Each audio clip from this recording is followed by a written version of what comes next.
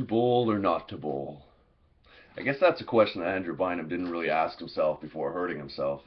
After signing a pretty big contract with not a lot of guaranteed money, Andrew Bynum brought his talents to the Cleveland Cavaliers to join forces with a really interesting young cast of young players. When you look up and down this lineup, I mean, you have to start at the point guard position. Kyrie Irving, one of the up-and-coming point guards in the NBA. In my mind, already a top 5 point guard and really has a chance, because of his basketball IQ more than anything, to put himself in that top 3 categories in the next couple of years. And along the wings, we have other really high draft picks who, let's be honest, those who follow the NBA draft have viewed as kind of questionable. Like, they kind of reached. We look at the 2 guard. They have Dion Waiters. Now, they could have drafted a lot of guys instead of him, but they felt that he fit their system. The same with Tristan Thompson at the 4. And now the #1 overall pick from last year's draft, Anthony Bennett, who also plays the 4. At small forward, a little bit more of a question. I think they're ultimately hoping that Anthony Bennett can play that 3 position, but I think he's just a little bit too big to do that at the end. So to start, Alonzo Gee, Earl Clark's probably going to be the guy who gets the nod.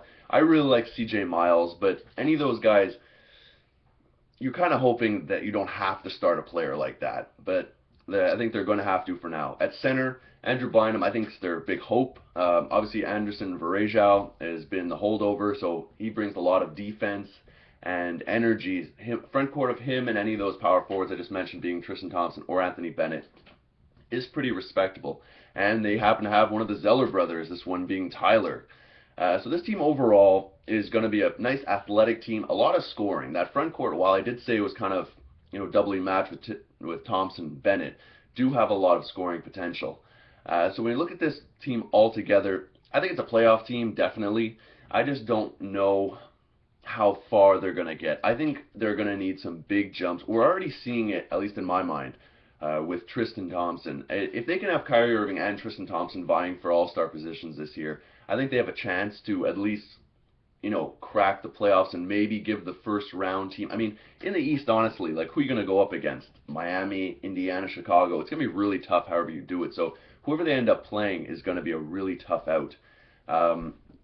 But I think they do have a chance for the future. I think this is one of those teams that's well on their way in the rebuilding phase, but is a couple years away and needing some of those older teams to kind of be knocked off their pedestals.